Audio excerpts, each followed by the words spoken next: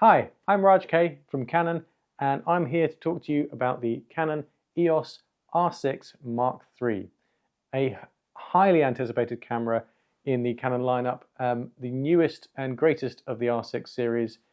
This camera is something that Canon seem to have thrown a lot into, and I'm going to take you through every single menu and every feature of the camera and talk you through what it does, what it means, and how to use it. It's going to be a bit of a longer video. It's going to be incredibly detailed, and the WEX guys are going to be very kindly chaptering this video down below. So if there's a specific area of the camera you want to know, it will be down there. You can jump to the bits that you need. You don't even have to watch the entire video. So I'm going to talk you through the physical attributes of the camera, what all the buttons do, and what all the things on it are physically, and then I'll go through each of the menus individually. Stills first, and then I'll switch into video mode and go through the same things there. There's going to be a bit of overlap with previous cameras, so if you're familiar with the EOS R system already, a lot of this might be familiar to you. And then some of this will be some of the newer stuff that they introduced in this camera, or if you're completely new to the R system, this will be a simplified menu for you in visual form. The R6 Mark III is a phenomenal piece of kit. So we've got 32.5 megapixel sensor now, in-body image stabilization, a really high resolution viewfinder. We've also got open gate recording. If you do any video, that's really useful for social media type stuff. So you can shoot horizontally, but you're getting more space vertically using the full sensor to do that. That allows you to do those sort of vertical crops for social media easier because it gives you a bit more room. And to enable this, you can even actually do 7K raw video up to 60p. You've also got the dual pixel CMOS AF2 focusing system that is just unrivaled. It is absolutely incredible. It's very, very snappy and sticks to your subject and holds it. You can actually nominate specific people, so you can register a person. You can take a photo of a person, register it in the camera, and then it will save that and look out for that person and pick them out of a crowd. Dual card slots, similar to the R6 Mark II, but this time it is CF Express and SD, and that's going to allow you to cope with the higher amount of data that's being produced by this camera, both in stills and in video. With 32 megapixels now, you're producing more data, particularly when you're shooting 40 frames per second. And this camera is capable of doing the pre-capture, so pre-shooting before you hit the shutter button. That obviously produces a lot of data, so you don't want it to be stuck in the buffer. This camera can absolutely cope with so much different types of photography, so many different environments, so many different subject matter. It's the kind of ideal do everything, throw it whatever you want at it and it will cope kind of camera.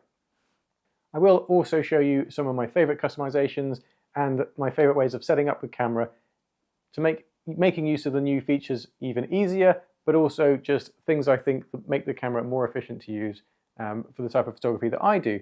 So these won't necessarily be applicable to you, but it will be a good starting point. I'll also show you my favorite tips for setting up focusing and how to use the focusing system to its best. So grab yourself a cup of tea and let's get stuck in.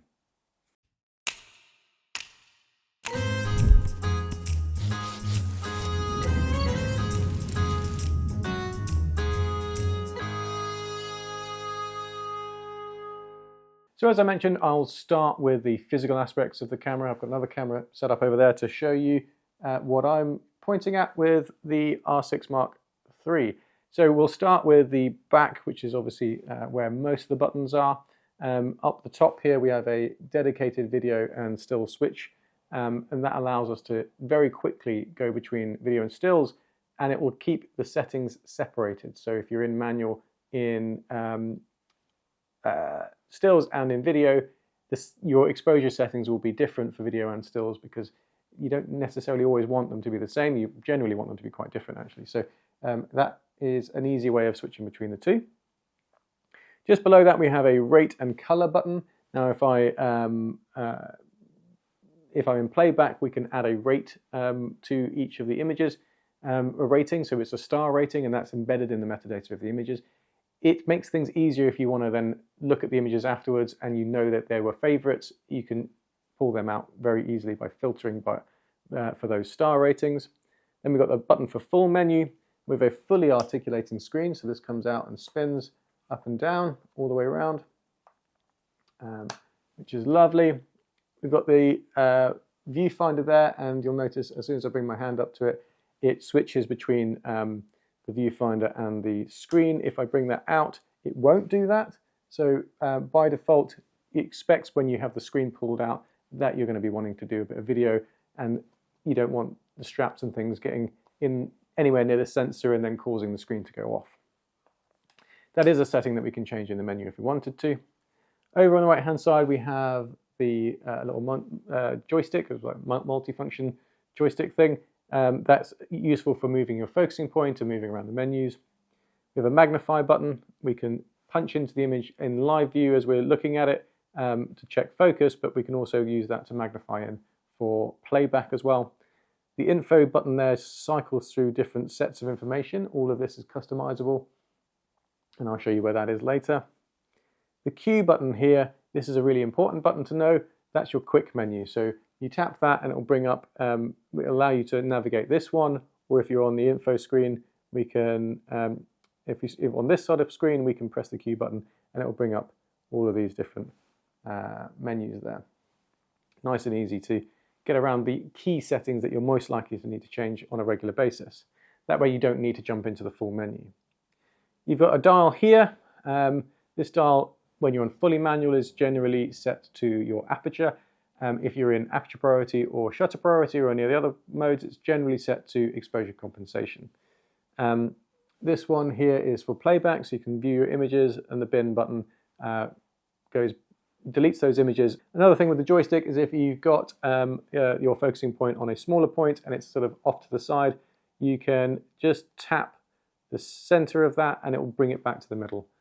Press it as a button. The set button there in the middle, that's your confirmation button when you're going through the menus. Up the top here we have an AF on button. So this is by default already set to AF. So in order to set up back button focus, which we'll talk about a bit later, you don't really need to do anything except turn the front shutter button off, because that's already set to do it. The star button there is a very useful button to customize. All of these buttons are customizable, and I'll show you where to do that and some of my favorite customizations a little bit later. But the star button is essentially your exposure lock by default, but a lot of people don't use exposure lock anymore, so it's a useful button to customize. The far right button here is for changing your focus groups or group modes, and that's sort of a quick access to that. Again, there are lots of ways of changing your focusing, so I actually tend to customize that to something else because I don't tend to do it that way. So now we'll go on to the top of the camera. We have a hot shoe. So the hot shoe is fully compatible with the older flash guns or any normal flash guns, but we also have the multi-function shoe up the top there. So that is for some of the newer accessories that Canon make and some third parties make.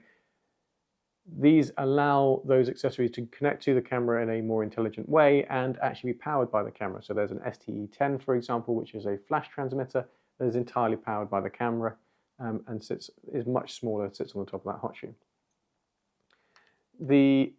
Next to that we have the mode dial, and I'll go through each of those modes a little bit later. We have a dedicated record button, so this record button will be record even if you're in stills mode. It can be customized away from that if you like, but it's an easy way to switch between video and stills if you need to in a pinch. So we also have the on, off and lock switch here. The lock is a customizable thing that basically stops the dials from affecting your exposure settings, and this allows you to essentially stop the camera from accidentally changing settings when you're moving around and it's rubbing against the side of your coat or whatever. You can also actually set the lock button to the lock switch to turn off the touchscreen if you wanted to, which is something I see a lot of customers doing. We have another dial up the top here. So this one is generally set to your, when you're in fully manual, I think it's generally set to your shutter speed, no, your ISO. So that one's your ISO. And the front one here is your shutter speed. So we have shutter speed, ISO, and aperture on 3 different dials, which is very useful. Then next to it, we have a manual function button. So this little button there is slightly less obvious. This brings up a little menu and comes up with a lot of different things on the screen, and it's a quick access menu, if you like. You can actually use this in Playback as a single button press to fire off an image back to your mobile phone once you've paired it and connected it, and that's all set up. So it's a single button press just to send that single image across your phone. Makes things simple and quick, and I think it's a really nice feature. And then the one at the front there is your obvious, your shutter button for taking photos. So if we go across to this side of the camera, we also have the card slot entry. So it's a pull back and open. We have CF Express card slot and a SD card slot there. The SD card slot is UHS-2 compatible, so you can have very fast SD cards, but the CF Express cards are always going to be quicker. It's a much faster format of a card. Then we'll go across to the other side, so we'll flip it over. We have our ports here. So down the bottom we have a cable release port, which you would use if you didn't want to introduce any camera shake, if you're doing landscapes, things like that. Then we have microphone and headphone ports. If you're doing video, you want to add external microphones. There is a standard 3.5mm jack for that, as well as a headphone port for monitoring audio. Next to that, we have HDMI and USB-C, so we can lift that up. We've got a full-size HDMI port, which makes life easier. I will be connecting the camera up via HDMI to record what I'm talking about on the screen in a moment, and then I will be looking down at my computer down in front of me, because that will allow me to actually see those screens.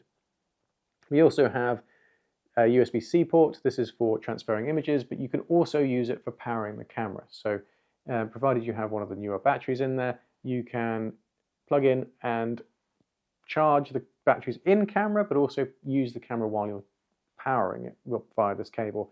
I use this in a multitude of ways. One way is to use big power packs and plug in via USB-C to extend the life of the battery, particularly if you're doing long single take videos. But also you can use a direct cable charger. Again, I tend to do this only when I'm doing videos. The power needs to be of a higher output, so it needs to be PD standard, but many compatible ones out there. Then we have on the front of the camera, we've got a little tally lamp here. So a tally lamp basically tells you when the camera is recording video. It's a useful video feature because you get a quick and easy indicator that it is indeed recording. To release the lens, you just press and hold that button and twist, and the lens will come off. If the camera is off, the shutter should be protected by, the sensor should be protected by the shutter there. So always make sure you turn the camera off before removing the lens, unlike I just did. So we have another button just down the front here. So this is, by default, it is your depth of field preview button. What this does is essentially drop the aperture down so you can see what that depth of field is going to look like. A lot of people don't tend to use this anymore, so I tend to recommend customizing this button to something that is a little bit easier and more useful to you, because it's at a point where a finger is able to get to it quite quickly and easily. So I tend to set that to something a little bit more useful. Down the bottom we have a standard 1/4 inch tripod thread, and we also have these little holes here which allow for the battery grips to be attached. They just locate, they're locator pin holes. The battery door opens up like that, and we have LPE6P batteries. These are the newer batteries for the R series. They run at a higher output of previous ones, which is why there's a new battery in the range. The newer, higher output batteries allow us to push the cameras a little bit harder and add extra processors to and sort of allow us to do that clever focusing. Now, if you're putting a battery grip on here, you need to remove this battery door. There's a little tiny catch there, which is a little bit hard to see, but you just pull that down and it lifts off very easily. On the battery grip, there is actually a place to hold the battery door as well. Okay, so that is all the physical side of the camera. One other thing to mention that you can do is actually customize this dial on the lens. On the lenses, most of the RF lenses have 2 or 3 rings. There's essentially an extra ring. Or some of them have the ability to switch the focus ring to a control ring. So what this is doing is allowing us to customize more control and set that to something like aperture. I actually personally set mine to white balance because that's something I change a little bit more regularly, and it's something I don't currently have a quick access or an easy dial for. So that's all the physical aspects of the camera. Let's jump into the menus. Initially, I'm going to start with the mode dial and show you what all of those are, and then we'll go into the quick menu, and then we'll jump into the full menu. Starting with the mode dial, we've got the green mode there, which is fully automatic. So fully automatic is your sort of scene intelligent automatic. The camera will try and figure out what the scene is and give you the best possible settings for it. It gives us very little latitude or flexibility to override any of those settings. And it's great for beginners, and if you just want to make sure that you get a picture. What I tend to recommend, though, is if you need to use automatic or you don't necessarily want to understand the exposure, but you do want to have a little bit more control over the settings, like being able to put it into burst mode or just change your focusing, for example, putting it into P, which is program auto, is a better bet. P allows you to the camera to do all of the exposure stuff, but you're just telling it to, but you just have a little bit more control over overriding the focusing, as I said, but also exposure compensation. So if the camera is slightly too bright or slightly too dark in a particular scene, you can very quickly just shift the exposure compensation using that back wheel, and then it will look at basically what you want. Next to that there is FV. FV is your flexible priority, so that can be any of the 3 variables can be your fixed or automatic setting. So it's a sort of hybrid between all of the modes. I don't tend to use this a great deal, but for some people, they really love it. P, as I said, is fully automatic, but with a little bit more overriding. TV is your time value. So TV stands for time value. That is your shutter priority. So you set the shutter speed, the camera will then take care of the rest of the exposure. This is really useful if you are doing things like fast-moving subjects and you want to freeze the action. You just set a high shutter speed, a very fast shutter speed, and then the camera will take care of the rest of the exposure, allowing you to freeze that action. It's also useful if you want to do slower moving things and you want to capture that motion. So if you're doing a river, for example, you want to capture that motion of the river, you can set a slow exposure and the camera will take care of the rest of the settings. Aperture priority is another way of taking creative control. So aperture priority is you control the aperture and the camera takes care of the rest. These are great ways of giving you creative control over the look of the image without having to necessarily worry about the rest of the exposure. With aperture, you can set your depth of field essentially. So a large aperture or a low f number will give you a shallower depth of field. So if I shot an image at 1.4, the camera will take care of the rest of the exposure settings. So the exposure will be the same at 1.4 as it will be on f16, but I have more or less depth of field. So if I'm doing a landscape, for example, I might want to set it to f16 to make sure that everything is in focus from front to back. Or if I'm doing a portrait, I might want a smaller f number or a larger aperture. So f1.4 would be applicable to something like that. Then we have M, which is fully manual. So fully manual allows us to have complete control over all of the 3 variables. In any of the modes I've just shown you, you can set the ISO to manual. So you can set the ISO to be whatever you want it to be, or it can be on automatic. In manual, fully manual, again, you can set the ISO to automatic if you want. So you can just set the exposure for the shutter speed and for the aperture, and then the camera can take care of what it can do within ISO. A lot of people shoot in manual when they are doing something a little bit more considered. If you're in a faster changing environment, it is a little bit trickier to be in full manual. So often people would use AV or TV in those sort of situations. B is bulb mode, and this basically keeps the shutter open for the entire time that you have your finger on the shutter button. There is also a bulb timer that you can go into on the menu, which I'll just quickly show you where that is. We can have a look at that. There it is. In number 6, bulb timer, we can enable that, and we can set the exposure by pressing info, and we can set the exposure to as many hours as we like. If you're in fully manual, the longest shutter speed you can go for is 30 seconds. So this allows you to go longer than that.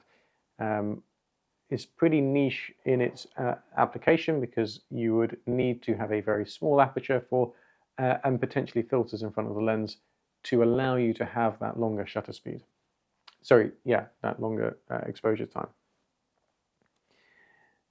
So the next mode over is slow and fast. This is applicable to video. This basically is your slow motion mode. It's a quick access to going into slow motion. So that is just there on the menu. The next ones we have are C1, C2, and C3. These are custom modes. You can set up the camera how you want to set the camera up to, and then in the menu, if you hit the menu, we'll want to go across to the yellow spanner menu, and you'll see in one of these you have custom shooting mode C1 to C3. So you set the camera up how you want, everything including your exposure or your focusing settings and your drive mode, everything you want. You can then save those to custom ones. So you set the camera up first, go into here, register settings, and you can register them to 1, 2, or 3, and then outside of that, you've got auto update set. So essentially what happens then is you can set up custom 1, 2, or 3 to do, I don't know, one for landscape, one for faster moving subjects, if you're doing bird photography. So the camera is basically almost there in terms of settings. Now, auto update set is a little specific detail in this menu that allows the camera to update what those custom ones are. If you're in custom 1 and you change the settings, it will then save those settings again, overriding that. If you have this off, every time you turn the camera off, change the battery, do whatever, and turn it back on again, it will revert back to what you saved those C1, 2, 3 to be. If you have an auto update set, it will save it as you go. How you use that is entirely up to you. Some people prefer one or the other. The next one we have is scene mode. So it's very close to the fully automatic mode. Scene mode is your scene selection type thing. So if we press Q, we can actually set up different scenes. So we've got portrait, smooth skin, group photo, landscape, panoramic shot. Panoramic shot actually takes multiple pictures and stitches them together for you. You've got sports, kids, panning mode. This basically uses the image stabilization to try and hold the subject steady as you're panning. You've also got a close-up mode. Now, if you want to do something very close-up, that is called macro. For that, you kind of need a dedicated macro lens, and it will say macro in the name of the lens if you are interested in doing something like that. Food photography, and you'll notice that the Q menu along here does show different settings as we go. So we can increase or decrease the effect of what's going on here. And we also have handheld night scene, things like that. So this is essentially like having fully automatic, but we are telling the camera the kind of subject matter we're going for, and the camera will optimize the settings for that particular type of subject. So that's all the modes. Let's go to Program Auto just to give us a full look at the Q menu. So if I hit Q now, it will bring up this menu here. So we have on the left-hand side and the right-hand side are the types of settings that we have. And then along the bottom is what we can change those things to. So at the top, we have the AF area. We have the option of smaller points to larger groups. Now, I tend to go for a smaller group with the tracking on, so that way I'm able to pick a subject and then it tracks that subject from there. If you have a large group or the whole area, for example, it's going to pick out a face. If you're doing people, it's just going to pick out a face in that environment, and you don't necessarily know which face it's going to go for. So I like to have it a little bit narrower and go for something smaller, but keep the tracking on. So you see there it says info, and if I turn that, hit that, it's turned the tracking off. If I hit that again, it's turned the tracking on. So this is where the camera is essentially picking a subject and then it's tracking it from there across the screen. I can try and show you that a little bit. In order for the tracking to work, it needs to be on servo. So we'll press Q and go down to here where we've got what it is by default is on one shot. One shot, basically, as soon as you focus, it locks, you hear a beep like that.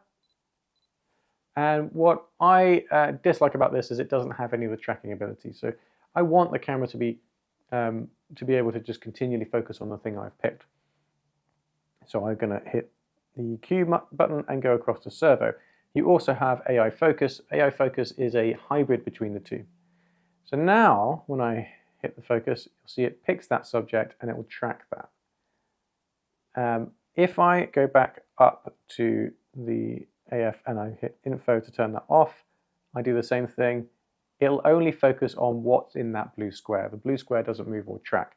And this is a bit more how a digital SLR would behave, which is fine, but it doesn't really take advantage of what you've paid for in this camera, which is the intelligent autofocus tracking. So I tend to turn that on.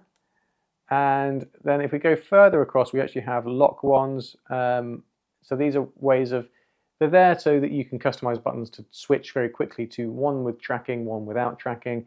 I will show you that a little bit later on in terms of how to utilize that to set up different back button focuses or different buttons to do different types of focusing. Right, down below we have image quality, and you'll see it says large twice. And this is allowing us to decide whether we want large JPEG to save to both cards or whatever. We can press Q, go down to this and set RAW. So we've got RAW or CRAW, and now I'm saving RAW and JPEG, or CRAW and JPEG. So CRAW is a more compressed RAW. It takes up less space on your memory cards. It will give you slightly less latitude to edit the images in post-production, but it's still actually very, very, very, very, very good quality.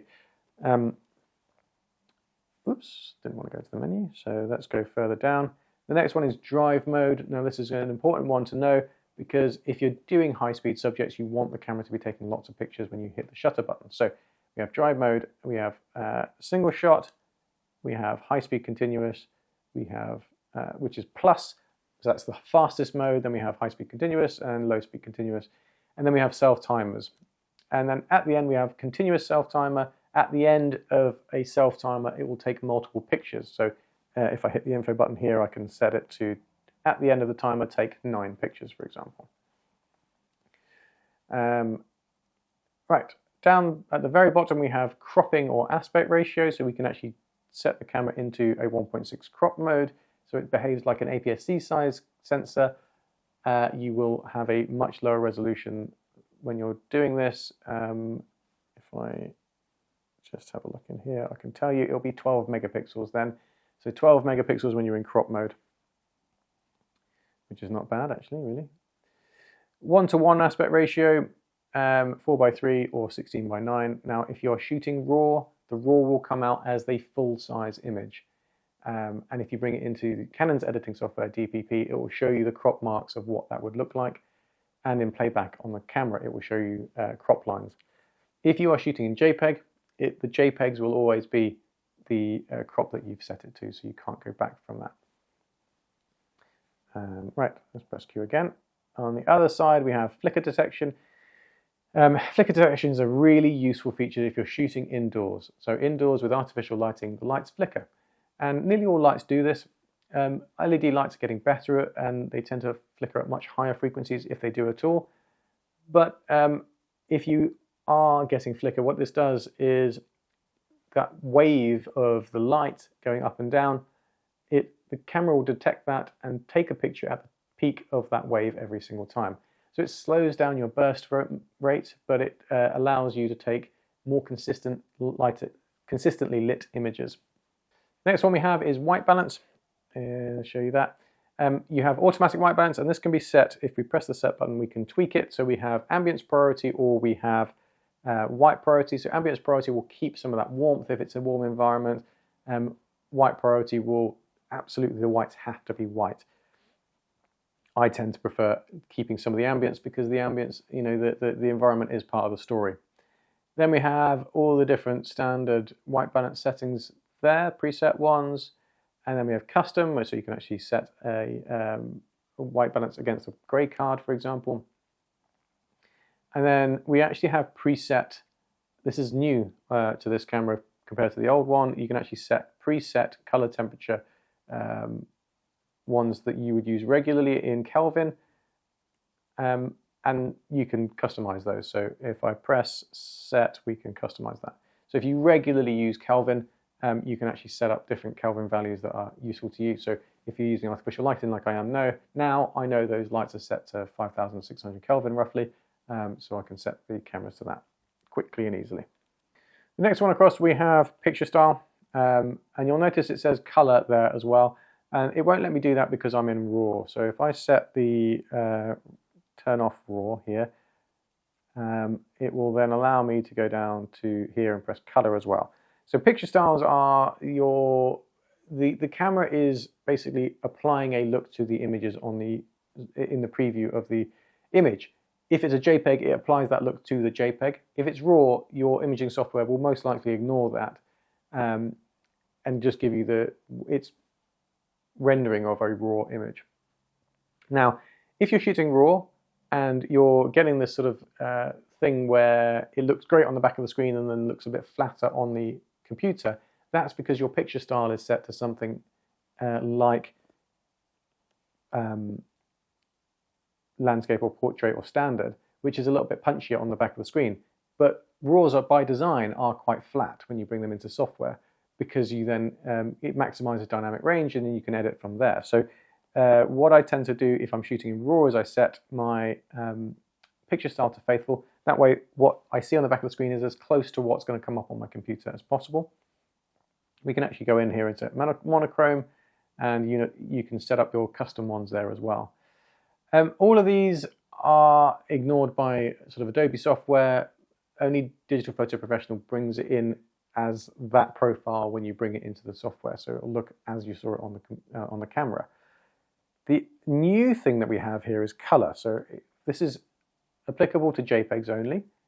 We can go to color filter and we can set up different colors. These are a little bit like film emulations, that type of thing. So you got lots of different choice for different looks here. As I say, that is only applicable to JPEG, so picture style is applicable to both. Below that is metering mode. So with metering mode, you can set how much of the image of the camera is looking at for the exposure. So if you have it on, if we have it on spot metering, it'll be the very center of the image only. Or we got center weighted, and you notice how the exposure is changing, even though I'm not really moving the camera much. The exposure is changing based on how much of the sort of image it's looking for. I tend to leave it on evaluative for most things because I want it to be pretty close to everything. Because there's enough space in the images in RAW that you've got enough latitude for editing if the exposure's just gone off a little bit on one part of the image. Or different part of the image. So that's the Q menu. I am now going to go into the full menu. So we'll start on the red menu. We're going to start on stills. A little top tip for you: if you're cycling through menus, you can press the Q button and it will jump to the different tabs really quickly. Makes life a little bit quicker to jump between different parts of the menu. So red menu first. Red menu 1, we have image quality. I've already gone through that on the Q screen, but essentially it's just an easier way of getting around that. Dual pixel RAW is very specific type of images. So this is going to double the size of the images on the memory card. And this gives you all of the information that the sensor captured, more so than normal RAW. So because these cameras have something called dual pixel sensors, essentially, if you imagine on the sensor, you've got individual pixels. On the pixel, you have a little micro lens over it. That's how most sensors work. In Canon world, with dual pixel, you have a micro lens and actually two photoreceptors. So the two photoreceptors are essentially 2 pixels. So when we say we've got 32.5 megapixels, we've actually got double that, really, but they're only under 1 micro lens. So what it does is combine those 2 photoreceptors into one thing. But by having a left and right pixel underneath each micro lens, you've got a left and right eye, and that's how it focuses. So it's able to measure distances with those 2. Dual pixel RAW allows you to have all of the information from both of those, and you can only edit this in Canon Photo Professional, DPP, which is Canon's editing software. It's able to read those RAW files and give you a little bit of flexibility to tweak certain things. So things like the point of optimal sharpness, reducing ghosting and flare, and I think there's a couple of other things there. For most people, I recommend that you don't necessarily need this. It's only when you're shooting landscapes, when you want to reduce sort of the ghosting in certain conditions, or you're shooting with very, very shallow depth of field lenses. If the camera missed focus slightly, you would be able to potentially move the point of optimal sharpness slightly, and it might be on the eye rather than the eyelashes. This becomes less and less of a problem with these cameras, because when this feature was introduced on the 5D Mark IV, you were on a digital SLR and it was less likely you were going to nail focus. With these, I just don't see that it's as useful in those sort of conditions. So below that we have cropping aspect ratio, similar to what I showed you on the Q screen. Below that we have digital teleconverter, so we can actually do a effectively digital zoom, and this only applies to JPEGs. It won't allow you to do this in RAW. It's just cropping into the image, so I would just crop in afterwards if you need to. All right, red menu 2, exposure compensation or auto exposure bracketing. That's what AEB stands for. So we can go in here, we can use the top dial on the camera here. The top dial there basically does the exposure bracketing. So it sets the camera up to do 1 exposure lower, 1 correct, and 1 high. And you would use this to combine those images. Or if you just don't know what how to get the correct exposure for the situation, you generally use this in very contrasty environments so that you can combine those images and get a sort of higher dynamic range. And then the back wheel on the back of the camera there, you would use that one for exposure compensation, making the image brighter or darker. So the camera has to be in some sort of automatic exposure mode. This can be manual with ISO on automatic. The camera's still doing some metering at that point. So whenever the camera's doing metering and it's getting it slightly wrong to your taste, you can then just use exposure compensation to brighten and darken. I find it quicker to do this on the touchscreen because it's on the touchscreen as well. So ISO speed settings there, you can obviously affect your ISO quicker by jumping to it on the wheel or another button, but in this menu you can actually limit the range of the ISO. So if you know you don't want to go over a certain high ISO level, you can actually limit that here. Very handy. Anti-flicker shoot I sort of explained already within the Q menu. When you're shooting indoors, you want to have that on. Now, high frequency anti-flicker shooting mode, you need to be in fully manual for this to work. And high frequency anti-flicker shooting is for when your environments like a lot of people that work in TV and film will need this. LED lighting, nowadays, sort of modern LED lighting runs at higher frequencies than sort of standard older lighting does. And the normal anti-flicker detection doesn't quite necessarily get it. So this one will is a little bit more in depth. So we enable it, we use recommended TV set, for example, and then we just say OK, and it runs through a load of different shutter speeds to find a flicker. In my room with this light, it's found 96.6 Hertz, so it's changing the shutter speed to 99.5, and that way I'm not going to get flickering or banding in my images. You'll notice that if I change the shutter speed here, we're getting very unusual shutter speeds.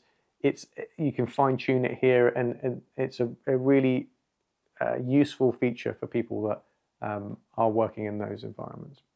I'm going to turn that back off now, in case it stops me doing other things. So external speed light control, we can go in here and set up the settings for speed lights if we're using them on camera or off camera as well. Particularly useful settings in here are the ETTL2 metering balance. Actually, I like to look at the balance here. So you can actually set up to ambience priority or flash priority or standard. This is how much of the impact you want the flash to have in the environment.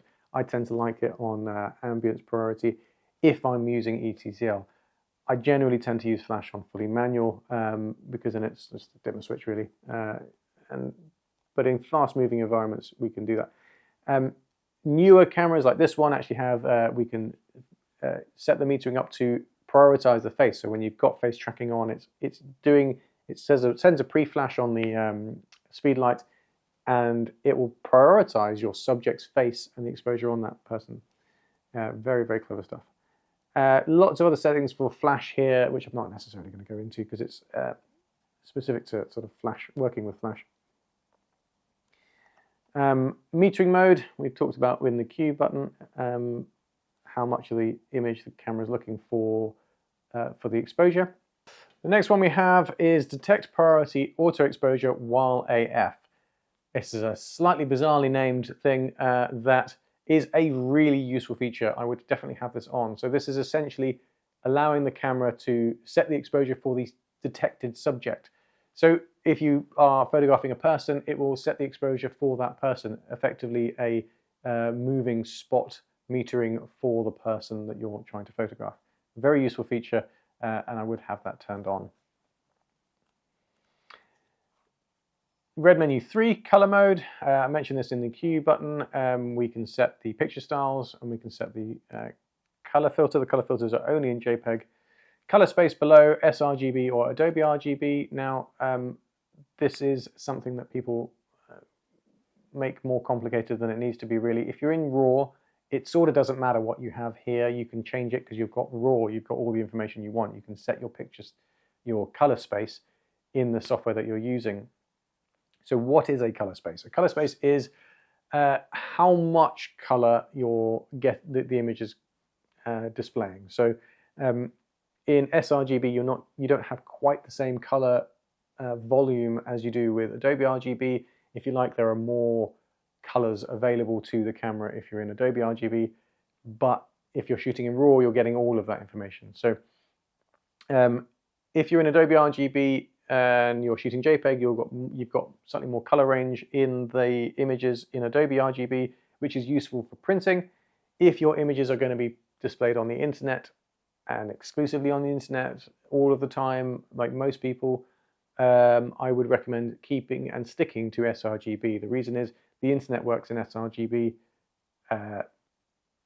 Everything is displayed in sRGB on the internet near enough. So if you have it in Adobe RGB, you are leaving it at the mercy of the other person's computer, the other person's browser, the website, whatever, to compress those colors down into a smaller color space, and the images just don't look as good like that. If you edit for sRGB because it's going to be displayed in sRGB, you're making your life so much easier.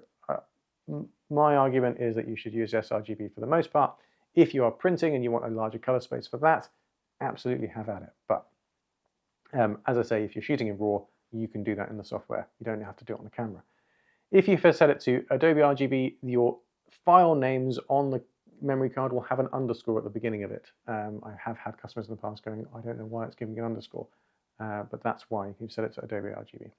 Below that, you've got clarity. You can actually adjust this at this stage. Again, if you're in RAW, unless you bring it into DPP, Canon software, your software will ignore this anyway. But it's applicable to JPEGs.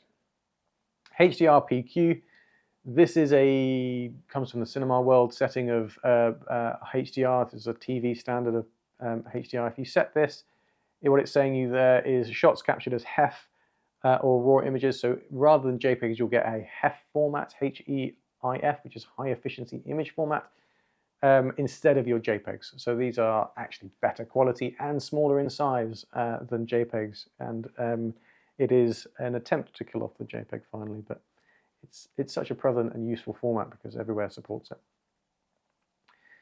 HDR mode below that is different to the HDR mode above that. So HDR mode there is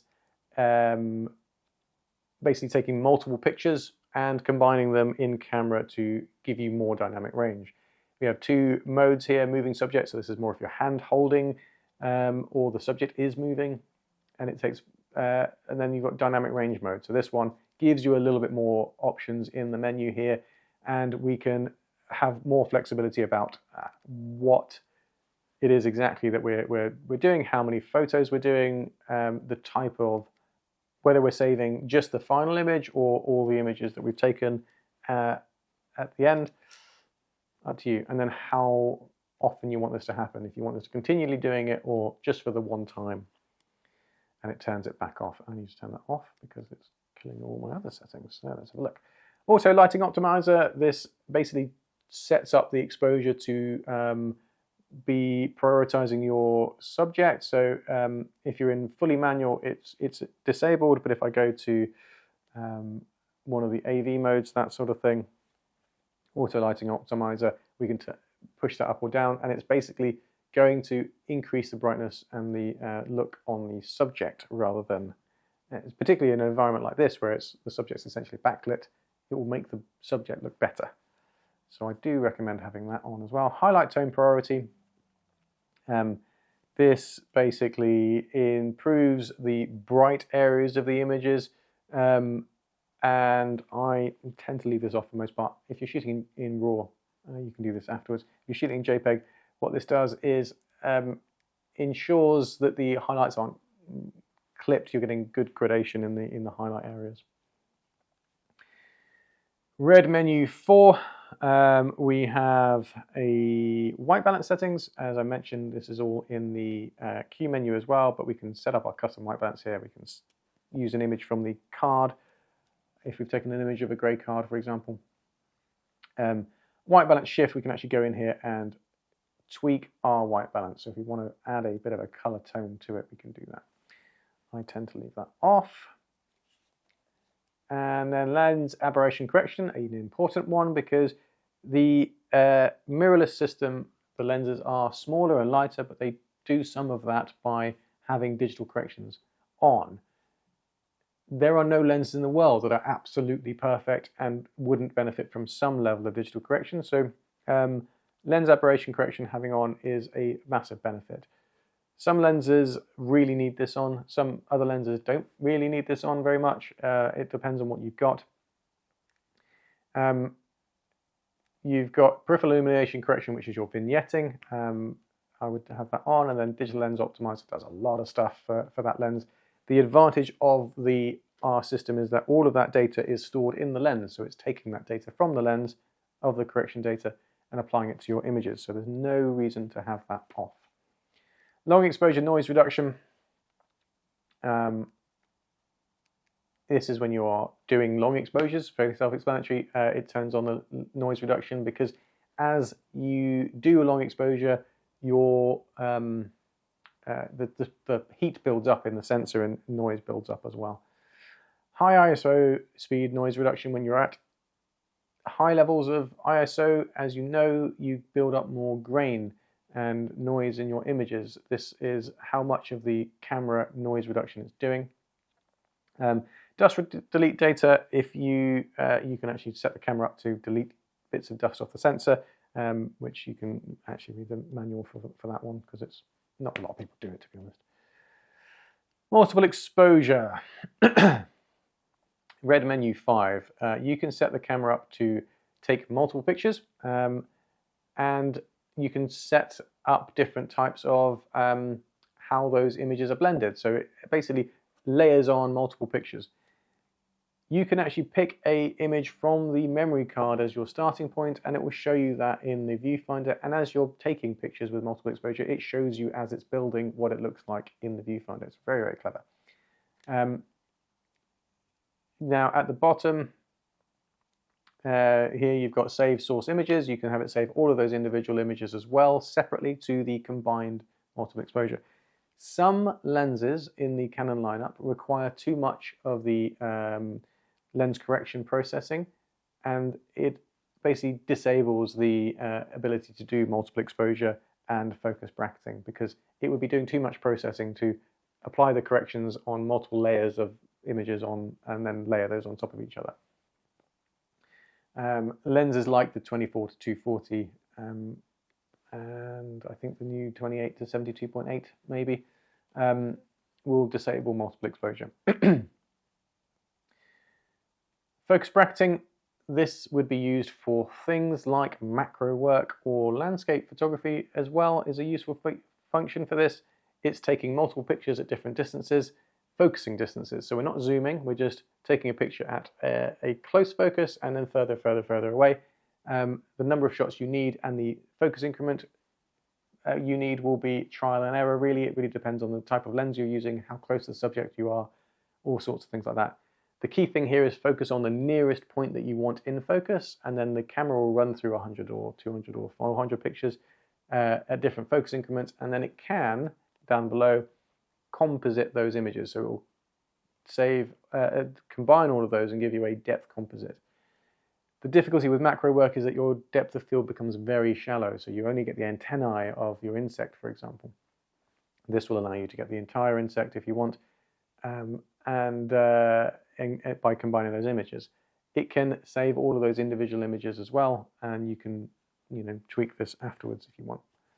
It's a really useful function.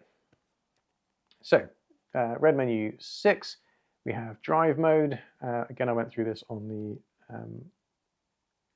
Q menu, different whether you want to do it in high-speed shooting or not. So drive mode, if we put it in high speed, we actually have the option of doing pre-continuous shooting here. So pre-continuous shooting is a wonderful feature, right? You enable that, and the camera, if I show you, we should have a little bar, a little thing on the left-hand side saying pre.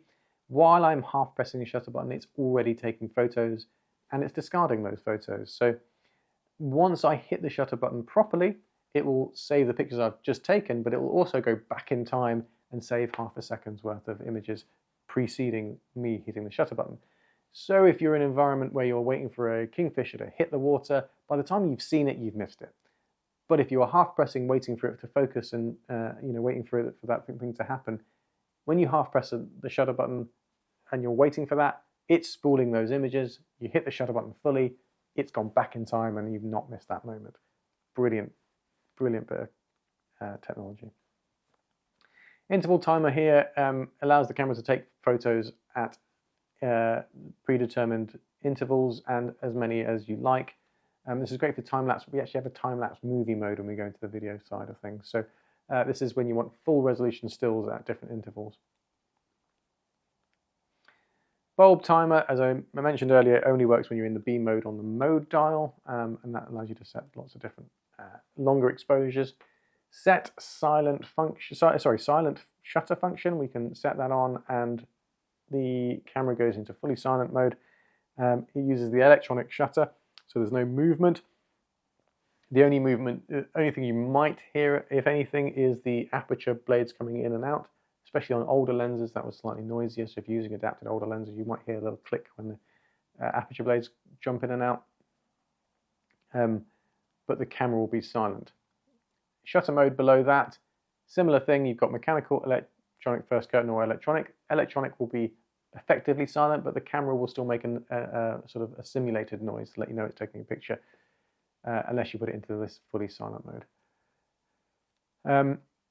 Electronic shutter you can't use with flash. You can, and you still have the possibility of introducing what's called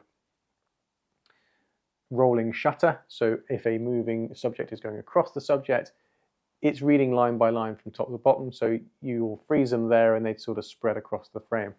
The readout speed on this is very quick, so it should be limited, but it's still something to take into account. So if you're doing very fast moving subjects that are going across the frame, it is worth looking at electronic first and mechanical, at which point you will be limited to 12 frames a second, which is still really fast, whereas on electronic you can go up to 40 frames per second. Release shutter without card. At the moment I don't have a memory card in, but I can still take photos. It's not going anywhere, they're not stored anywhere. So if you want to limit the chances of you ever going out and taking lots of pictures and going, where are they? Turn this off. The camera will not allow you to take a picture then until you put a memory card in. We've all done it. Red menu 7, image stabilization mode. We have IS mode on or off. Most of the lenses will actually have a switch on the side of the lens saying stabilizer on or off, which is the takes priority over any setting that's on this. If you don't have that switch on the lens, because you've got in-body image stabilization, here is where you can turn that on and off. And then you've got movie digital IS on or off. When you're in the video mode fully, you get a little bit more control over this, so we can have a look at that there. Metering timer, once you half press the shutter button, how long it's looking for stuff, just basically awake and checking for exposure. Is there image review? When you've taken a picture and it shows up on the back screen how long it's on there, you can actually set up so that it appears in the viewfinder. By default this is disabled because it's really annoying when you're waiting for something else to happen and the previous image just pops up in the viewfinder. So I'd leave that off. And when it's off, the image will only appear when you bring the camera down, and it will appear on the back screen then. High-speed display, if we're in drive mode is incorrect for that. So let's put that on. So we can't use high-speed display when the full high-speed burst, but high-speed display, we can enable that, and it just means that it's going to keep up with moving subjects a bit better. Like a higher refresh rate. Display simulation here, this is when, what you see is what you get with mirrorless cameras, right? So as you change the exposure, it changes it in the viewfinder and it shows you what it looks like. But if you don't want that, you can turn that off here. This is useful if you're using third-party flashes, because some third-party flashes don't get recognized by the camera, and you're using a much lower exposure. So if you're using it without the flash, it would be quite dark. So you put the flash on and that's going to make it nice and bright, but the camera can't show you what the flash is going to do. So sometimes when you put a Canon flash on, it will automatically disable display simulation, but if it doesn't, this is where the setting is. OVF simulation view assist off. Now this is optical viewfinder simulation. So if you are wanting the camera to look and feel and behave like a digital SLR a little bit more, and you want that natural look through the viewfinder, you can turn this on, and what will happen is the viewfinder will increase its dynamic range and make it look a little bit more natural, for effectively trying to make it look like it would have done out of a digital SLR. The disadvantage there is what you see isn't what you get. So as you change the exposure, you won't see that. Down the bottom here we have C-Log view assist. So if you're doing video and you've got, this is when you just hit the record button. If the record button settings here are for C-Log, which I'll explain in the video side of things. C-Log is very grey and flat. It's not nice to look at on its own until it's graded. This allows you a view assist, so when you're looking at that footage, it shows you what it will look like, kind of what it will look like after graded, effectively. So it looks nice. It's a way of increasing dynamic range using C-Log. Red menu 8, shooting info display. We have a lot of options here to change what information is on the screen. So if you see here, this is what we're doing when we cycle through info on the back. It shows up different types of information. We can customize those. So we can say which ones we want to appear, and then on which ones what we want to appear. I hope that made sense. So grid display as well. This is a very useful one if you're to help with sort of laying out your composition. VF, vertical display. So when you're, oh God, get my words right. When you go into portrait mode, the settings kind of go into portrait mode with you. You can turn that on or off. If you're used to the old way of doing things, you can go back to it. Although why you would, I don't know. Electronic level size. You know, you can actually have a electronic level. You can have the percentage of how much memory space you have on your memory cards there. And you can have lens info display as well. So if you're doing macro and you want that, the distance of your focus to show up on the screen, you can actually set that up as well. That tends to only appear when you're in manual focus, I think.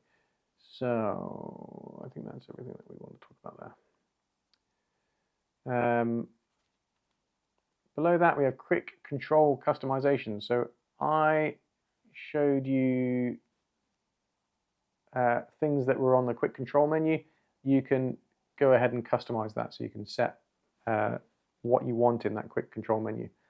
I'm not going to go into that because that's when it comes to lots of this detailed customization, everyone wants to do things differently. You have a play. You can't go too wrong there. So display frame rate set, you can set it to power saving or smooth. So in terms of the frame rate of your preview of the image, if you have that on higher, it is going to use more power because it's doing more. Viewfinder display format, so this is when you're looking through that bit. Whether it crops in, well, not crops in, but makes the uses slightly less of that. That can be useful if you're using quite thick glasses. You don't necessarily get close enough to see the entire frame, so it just makes it the image in there slightly smaller so you can see it easier.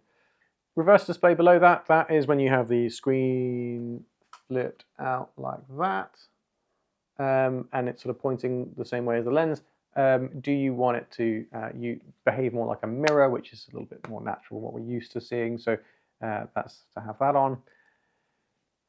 Also power off temp, so if the camera builds up a lot of heat, if you're really caning slow-mo or something like that, the camera can build up too much heat and it will need to turn off at some point. If you want to ensure the longest use time out of your sensor out of its lifetime, you'd have this on standard. If you're willing to increase and let the camera get a bit hotter, you can set this to high, and it will allow you that slightly longer recording time. So the movie mode here, these are the settings that the red little dot on the top of the camera is using. So this is movie mode for stills mode, if that makes sense. So when we're in stills mode on the camera and we just switch to video by pressing that record button, these are the settings it's going to be using. So movie record size, we have tabs along the top. So we have the size that we want. So we can set 4K fine, 4K U, full HD. So 4K U fine, it basically oversamples and then brings it back to 4K, which makes it look cleaner. It requires more processing. 4K U is standard 4K and full HD is full HD. So U means UHD rather than DCI, which is a slightly different format. DCI is slightly wider, is a more cinematic format. UHD is the standard 4K. The next bit is your frame rate, 50p or 25p. The last thing here is long op, and this is your type of compression. You only have one option in this current setup, and that's the type of compression that it uses. Long op is Canon's efficient compression for video. Below that is the movie record format. We have 8 and 10 bit, which 10 bit's going to give you more better quality video files. The XF HEVCS or XF AVCS are two different formats of video and different types of compression. And then we have the 422 or 420, which is the color sampling. So if you want it on a slightly higher color sampling to give you the best possible quality, you want it on 422. Below that, sound recording on or off, and we can set the type of audio format that we want, and we can go and change settings for our audio recording. So if we're using the built-in mic, we can, or even external mics, we can then set whether we want the levels to be on automatic, and then whether we want it to or manual, and you can adjust it. Generally, you'd want it to be on manual, so that when you get a quiet spot, it's not searching for audio, and you sort of get these sort of hissing noises in the quiet areas otherwise. Audio status, this is just so you can monitor your audio a little bit easier. And you see on this camera, you can actually, you do have the option of having 4-channel audio if you've got the right attachments for it. Right, so next one we have some more movie settings, so we can set up the ISO speed settings for the video. Here, ISO speed settings, we can set the maximum ISO for auto ISO in video. This is again only if you're hitting the record button in the stills mode. Auto slow shutter and auto level. So the auto level on the video mode, it's basically using the IS mode to try and keep the horizon steady for you, which is very clever. So that's the red menu done. Now let's jump into the autofocus menu. This is going to be of most interest to a lot of people, I think, out of everything, is how to get the best out of the autofocus. All right, so we're now in the AF menu. AF menu 1, AF operation. This is similar to the Q menu, so one shot, AI focus, and servo. I tend to think that on this system, really, to get the most out of it, you need it in servo most of the time. AF area, we have a lot of options here. The ones with locks on turn off all the tracking and everything, and it's just a single point like a digital SLR. The other ones you can have in that area and turn off the tracking here, but it's just a quicker way of switching between the two if you do it on the lock one. Focus mode, AF or manual focus. Most of the lenses have a switch for manual focus or autofocus, so this doesn't appear all the time, but if your lens like this one, the 24-105 non-L lens, doesn't have a switch for focus, so you can turn it off or on there. Movie servo AF. Again, this is on the video side, but when you're in the stills mode and you hit that record button, whether the camera is continually focusing or just locked focus when you sort of start the focus, it just locks it and then leaves it. Or if you have servo AF, it's going to continually just focus on the subject when it sees an eye. Get back out of that. AF menu 2, subject detect people. Now this is fairly self-explanatory and should be pretty obvious. People, animals, vehicles.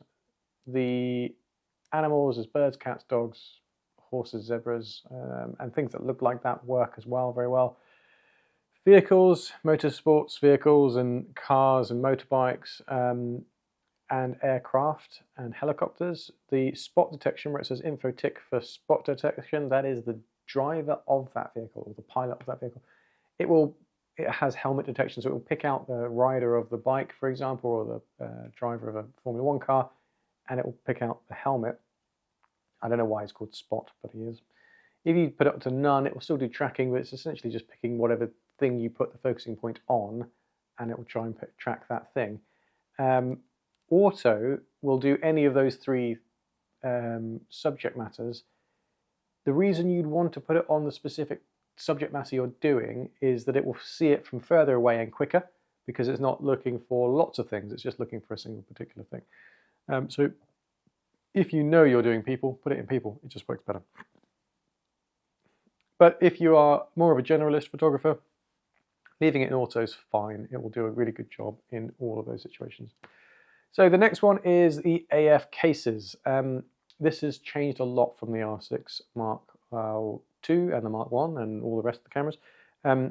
It is no longer as detailed. It is mostly auto or manual. There's no cases as such, so there's not the different individual cases.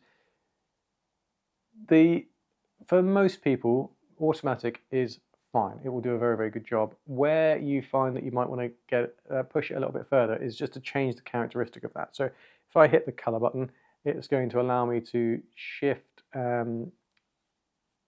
this to more responsive or more locked on. And to give you an idea of what this is doing, if we are panning with a subject, it isn't changing distance from us very much, right? It's staying at a fairly similar distance, but it's going across the scene. That motion, if something comes between you and the subject, you want the focusing to be locked onto that subject and not get distracted and jump to a thing that's closer to you and then try and jump back. So you'd want to have this on locked on if you're panning, and if your subject is coming directly towards you, you'd want it on more responsive because that's a constant change of distance. So essentially it's how quickly does the camera respond to a change of distance. It's not about the initial pickup of the subject, that isn't going to be changed by this at all. It will still pick up the subject very, very quickly, regardless in the same amount of time. It is entirely about how quickly it responds to that subject changing distance to us, and you know, how erratically it's moving. If it's a really erratically moving subject, you'd probably want this on more responsive. If it's fairly predictably moving across us, like cars on a track, and you want it to ignore lampposts coming in between you and that subject, put it on locked on. For the most part, 0 is fine. The manual one just behind that, underneath that, is adjusting those things. So the tracking sensitivity is what I described about how locked on and how much of a time delay it gives for when it sees a big change in distance. If your subject is like running dogs coming directly towards you or a bird in flight coming directly towards you, you want tracking sensitivity on the highest possible. Acceleration, deceleration tracking, you only really want that higher if the subject is moving quite erratically, or you know the subject's coming into frame very quickly, like a bird leaving a perch, something like that. You'd want that cranked up. But for most people, I think, use the auto and then shift it higher or lower, and you'll do pretty well. AF menu 4. First image priority when you're in Servo, is it going to be taking a picture or making sure it's in focus before it takes a picture, or somewhere in the middle? I generally think if it's not in focus, it's not a usable picture for me. But if it's more about recording a moment and not missing it, even if it's slightly out of focus, then equal priority is, or below is fine. Similar thing with the one-shot AF release priority. Focus is definitely more important. Then preview AF, this is a setting, I don't know why it exists, it shouldn't, I don't like it. If you enable that, when the camera idles, it's going to be continually focusing, trying to find something to look at.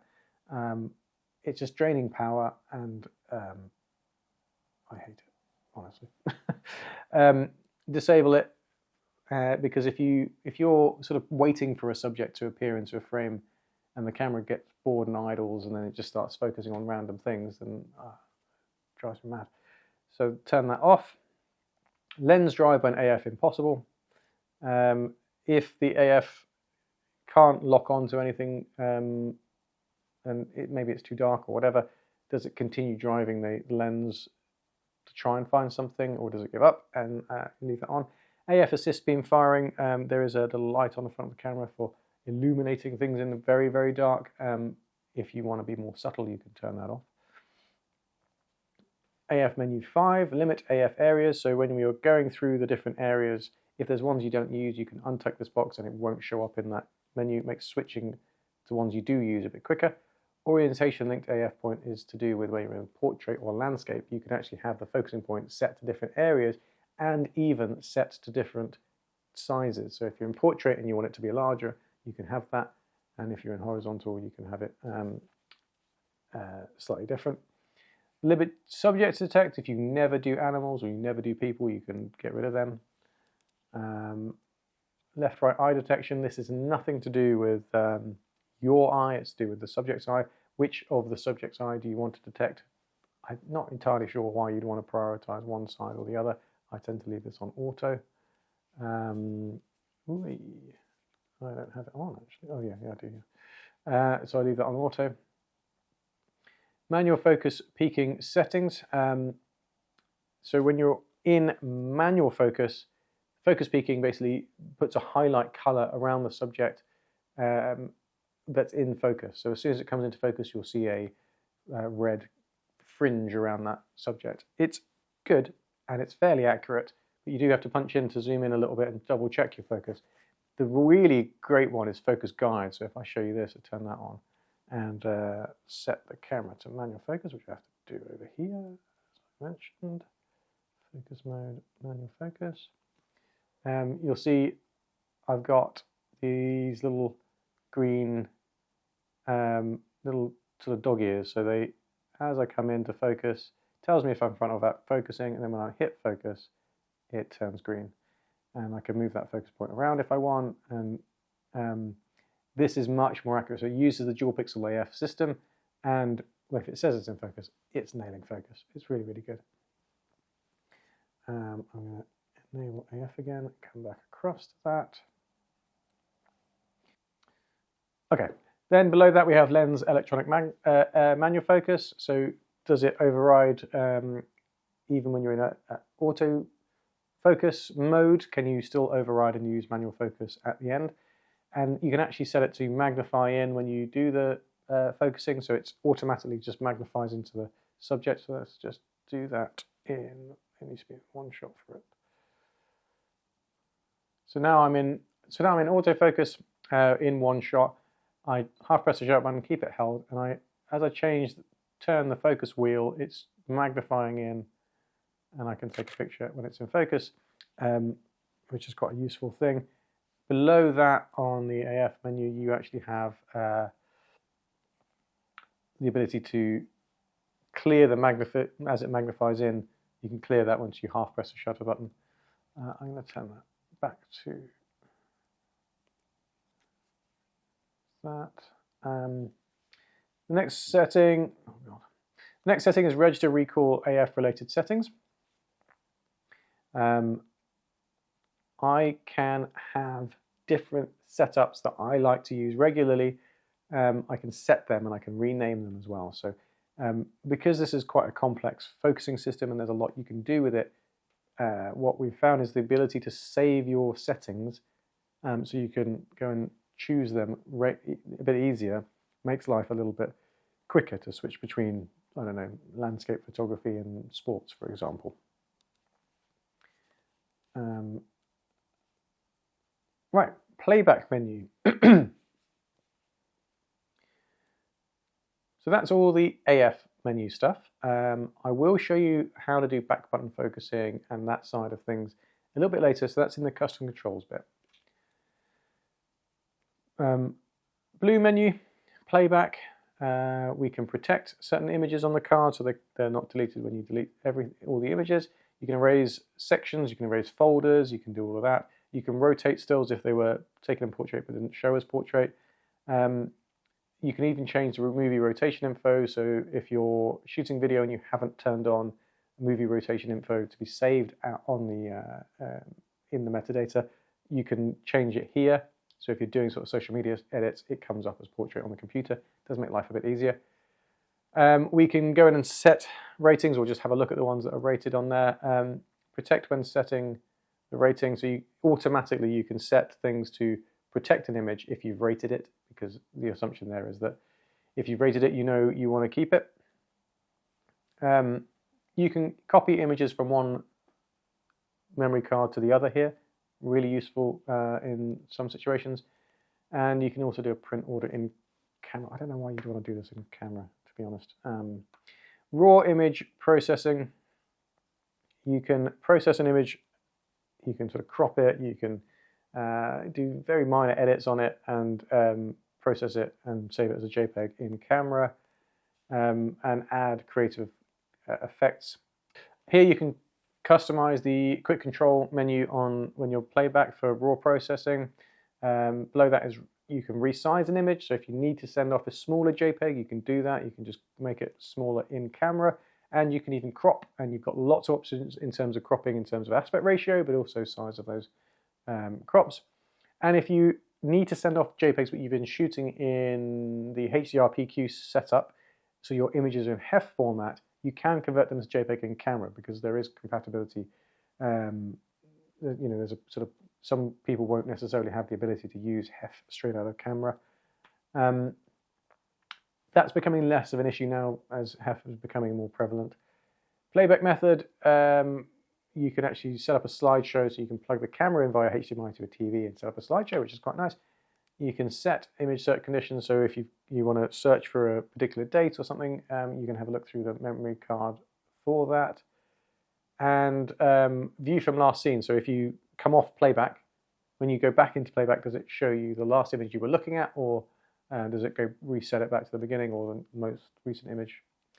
Magnification, this is something I customize a lot, and I do it on every customer's camera I ever pick up for them, because it just makes life easier. So I set it to 10 times personally. You can set it to actual size or 10 times, but I like 10 times, even bigger. And then magnify position from focus point. So when I take a picture, it zooms into me for me at 100% or at 10 times on that focusing point as soon as I hit the magnify button on the back of the camera. So then I'm not pressing the button and then zooming in, zooming in, zooming in, check focus. It's a bit quicker. Makes life a bit easier. On the final playback menu, we have playback information display.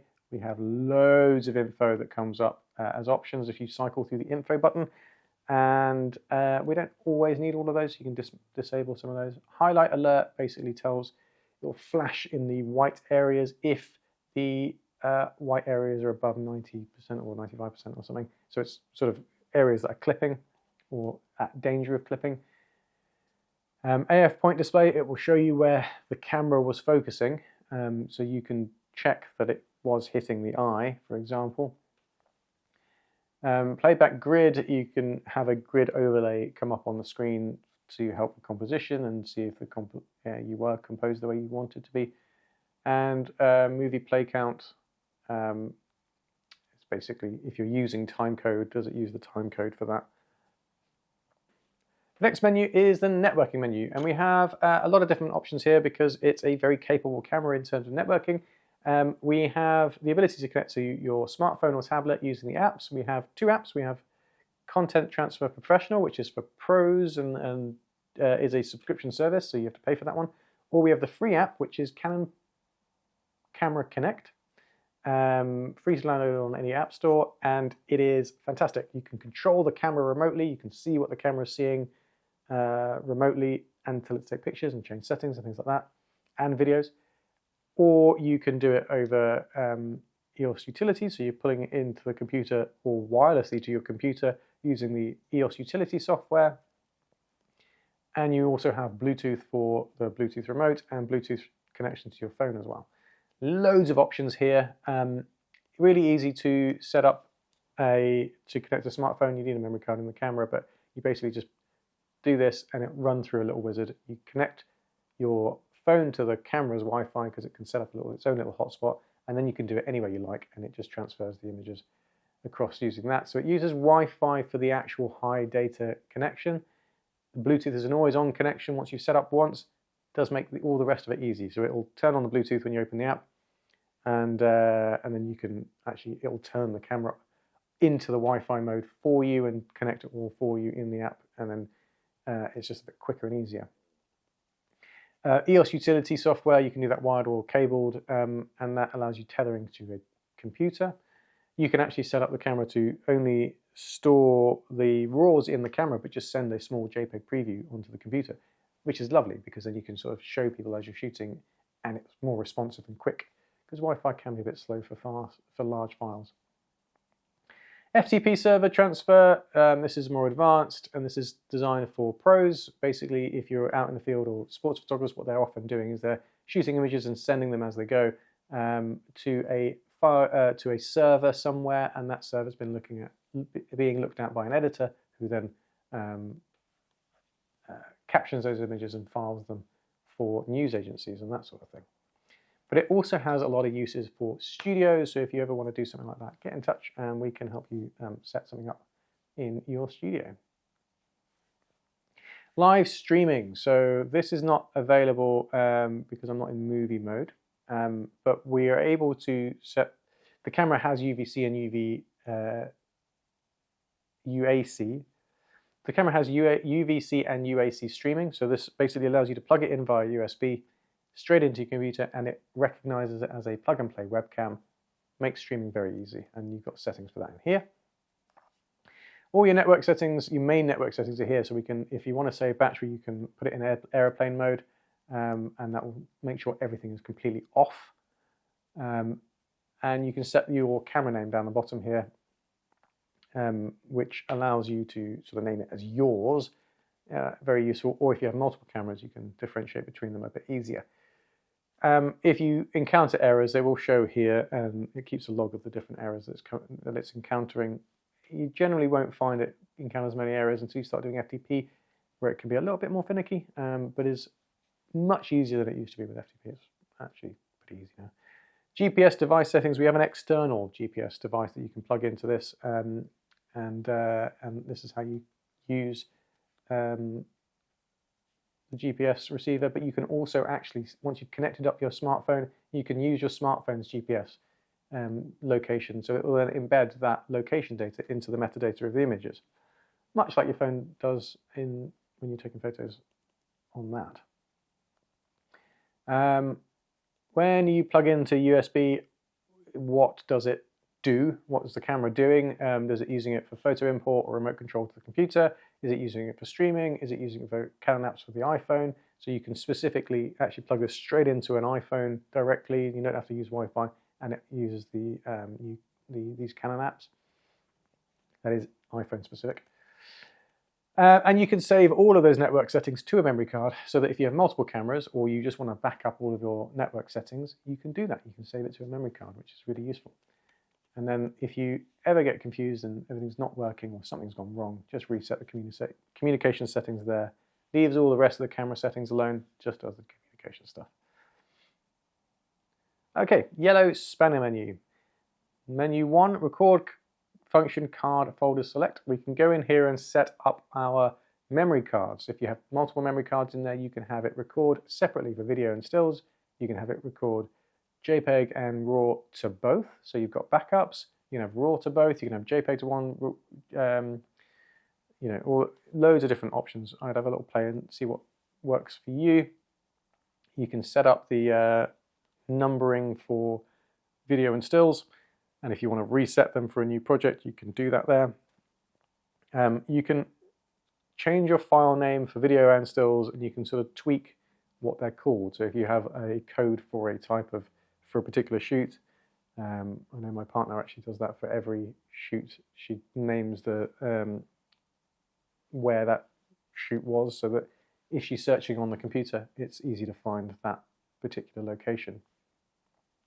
Below that, you can format your cards. It will do them individually, and you'll see how much data is left on the memory cards as well. It's quite a useful thing, just that I use it just to see how much is on the memory cards.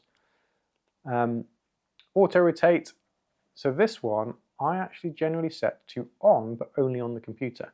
And the reason being is when you press play on, it won't show me on this because I don't have a memory card, but because it's going to the out by the HDMI, it's slightly different. But when you're doing portraits, if the portrait shows portrait on a landscape screen, it's very small. So I like to have the portrait show full screen, and if I have it with it just showing auto rotate on the computer, it shows me it on full screen on the camera as well, which is useful.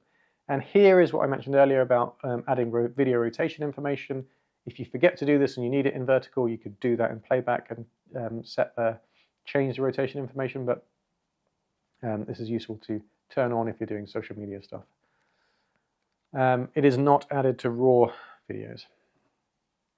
All right, and the next one is down to yellow menu 2. We've got time settings, so if you need to check your time, you can do so there. If you've got multiple cameras, I do recommend you check your time between the two cameras reasonably regularly.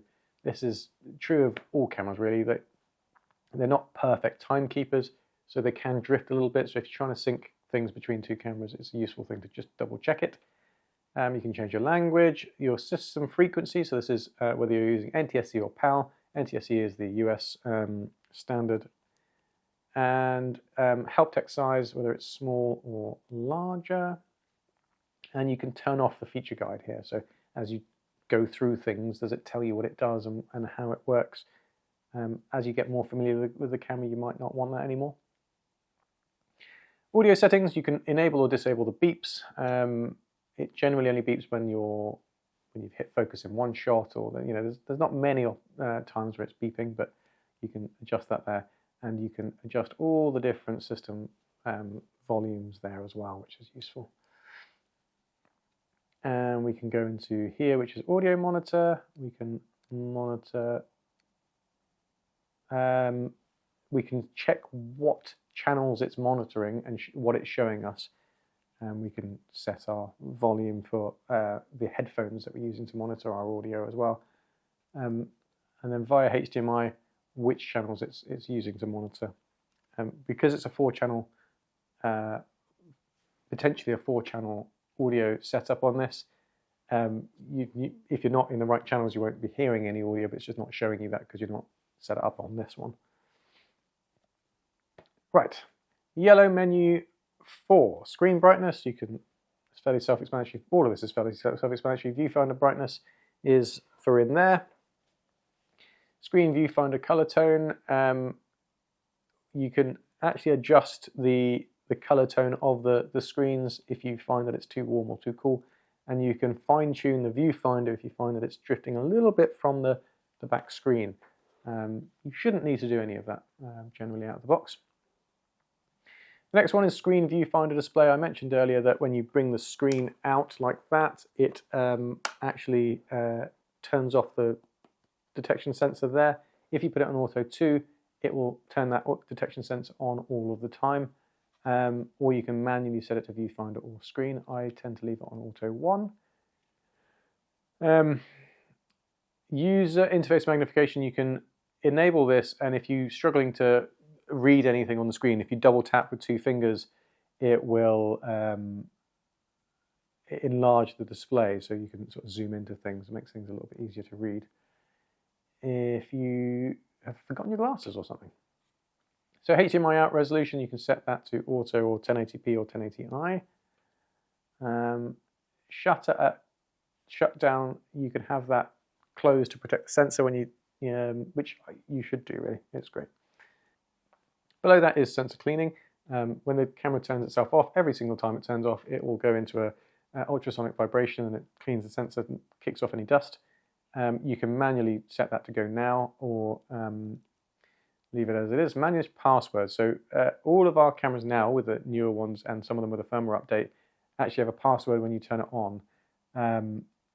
You can have it, you have to set up a password and it will turn it on. Every time the camera wakes up from sleep, it'll ask you for this password. It is there only to protect your details within the networking side of things. It is not there to encrypt your images. It's not there to save your camera from being stolen or anything like that. You can just reset the camera because it deletes all of that personal data. It doesn't delete the images. It just deletes the personal data, as in your information on that you've saved. And that's what that's for. It is a European law, I believe. The next one is power saving. So in here we have the ability to sort of reduce or increase our power saving settings. So how quickly the camera dims the screen or turns the screen off, things like that. I've disabled a lot of this because I need it to stay on while I'm doing this video. But it's a useful thing to have a look at. Next one is the yellow menu number 7. We can reset the camera here. We can go in and actually reset specific areas of the camera, so we don't have to reset everything. So if you've done some sort of strange setting and you can't remember what you've done and something's going a bit weird, just go in here and reset basic settings, or then go and try and different areas that might be relevant to it.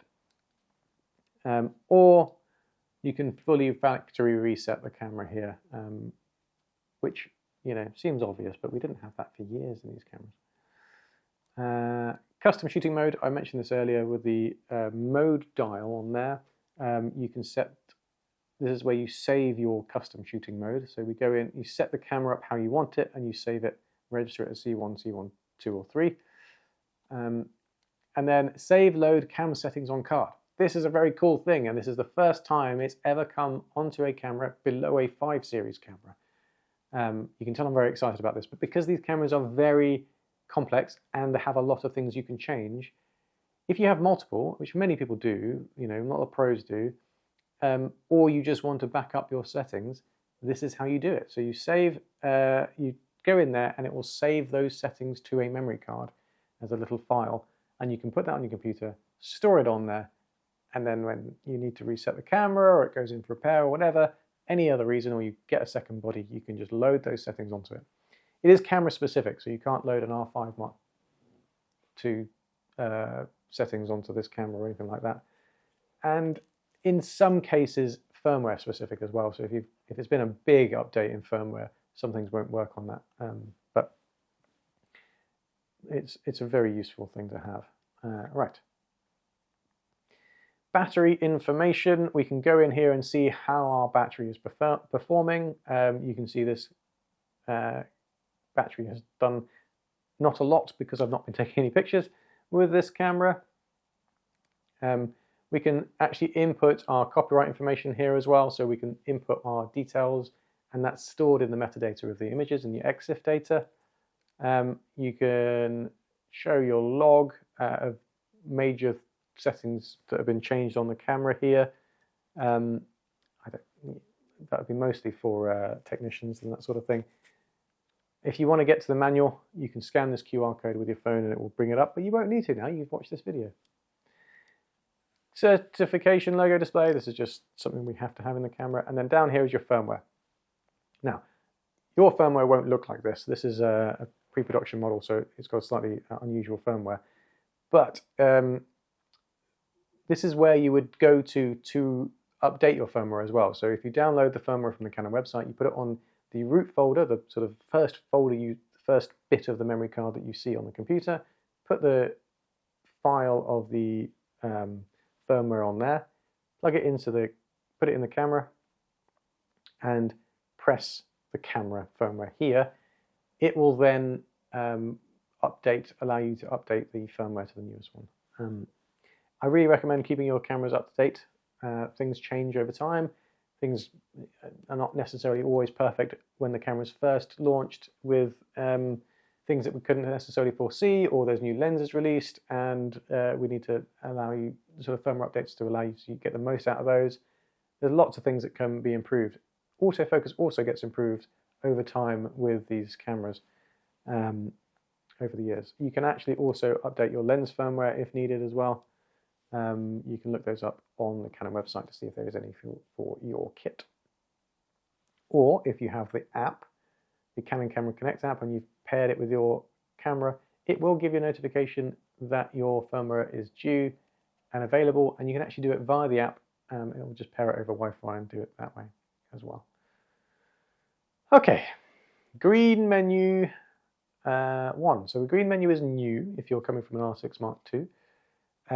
This is where a lot of your customizations come into play now. And customize buttons for shooting. This is where you can really get to grips with making the camera work more efficiently, specifically to you in the type of way and the way you like to work. Now, I am going to go through this a little bit. I'm not going to go through it massively because there's so much you can do here that this would be another 2 hours or so really on here. Now you'll notice we've got a left and a right hand side here. We've got the video customization we can do separately. So when we go into video mode, we can have a different, and by video mode I mean flick the switch here to video. We can have a different set of customizations because you need slightly different tools readily accessible. So going up here we have, if we wanted to do back button focus, for example, the AF on button you can see there is already set to AF and metering, so you don't have to do anything, it's already done. The only thing you would need to do is turn off the focusing on the shutter button, which is here. So we can go into the shutter button and set that to metering only, and then that's it, that's back button done. Now why you'd want to do back button, that's a slightly more complex question, because this, you know, there's an argument that on the internet that everyone should use back button focus, and it's not for everybody. Some people won't like it, won't suit them. The reason I use it is if you're waiting for something to happen, you can tell the camera when to be focusing, when not to be, really easily. If you're half pressing the shutter button, waiting for something to happen, you're pulling power the whole time it's constantly focusing and hunting.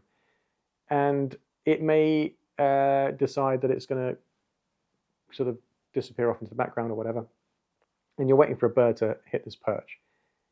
Sometimes when you're sort of waiting for that to happen, when you go to hit the shutter button, you pre-focus on that thing, you wait, bird arrives, you hit the shutter button, the camera then checks focus, then takes a picture, adds a little bit of a delay.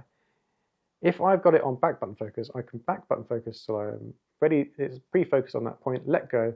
As soon as I hit the shutter button, it takes a picture immediately. It's a much quicker way of doing it, and it uses less power. The other reason I use back button focus is I can set up 2 back buttons. So AF on is doing what the camera is set up to do. The star button, the exposure lock button that I mentioned earlier, not many people use. I can go in there, I can also set that to AF. So I've now got 2 buttons doing exactly the same thing. So AF on there and the star button there. Why? So I can go in star here, press the info detail set, and it brings up this menu. So I can customize what that one is doing. What I do, the ticks on the left are, it is overriding that thing. So whatever the camera is set up to, it is overriding the AF area. And the right hand side is what it's overriding it to. So I go in here and I'll set it to one of these spot AF locked ones.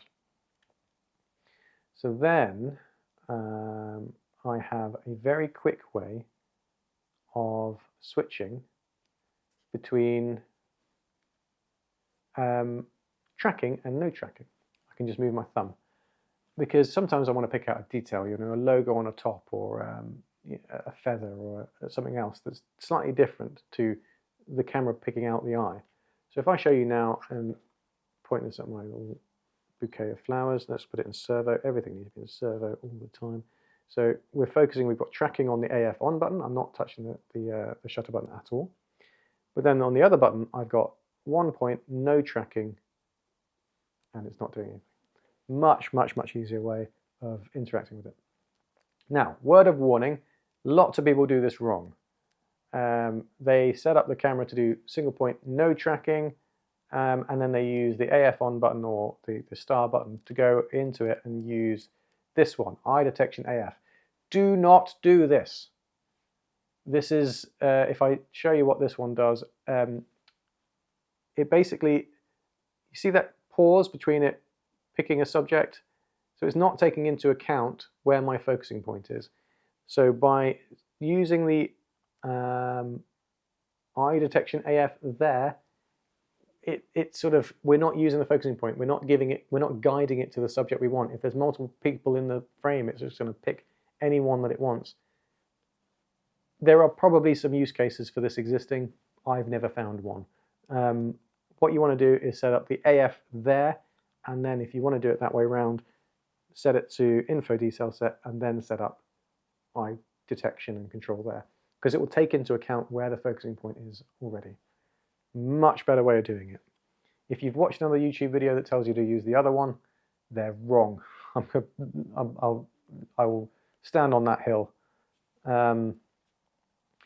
Now, there's loads of other buttons that are useful, things you can do. So depth of field preview button, you can customize that. I tend to set that to something like make a new folder, so that when I'm switching between different areas or different shoots, I can make a new folder for it. I can find, I can actually recall a focus preset if I've set that up. Another thing you can do is register recall function. So this one, if I go back into that and press info, we can set camera settings. So if I'm in fully manual in one direction with very dark, high shutter speed, and it's very bright over there, so I'm kind of using, my settings are for that. But I turn around and in this area it's darker and something interesting is happening, I can hold that button and it changes it to program auto or aperture priority or something, and it's going to get me, or it's just changing my exposure settings to something a little bit, like it's almost guaranteed to get something, you know. So that's one way of doing it. Right. There is a ton of stuff you can customize in here. What I generally recommend doing is customizing things to the way you want, and then you can actually, I've actually seen people do this, is they get a little sticker and put a sticker there and with a written guide of what they've changed buttons to, because for initially you might not remember. But it's a really useful area to have a little dig through. So shutter button function for movies below that. We have the shutter button still there when we're using video, but what is that doing? We can actually set it to different things there. I'll just leave it as it is, to be honest.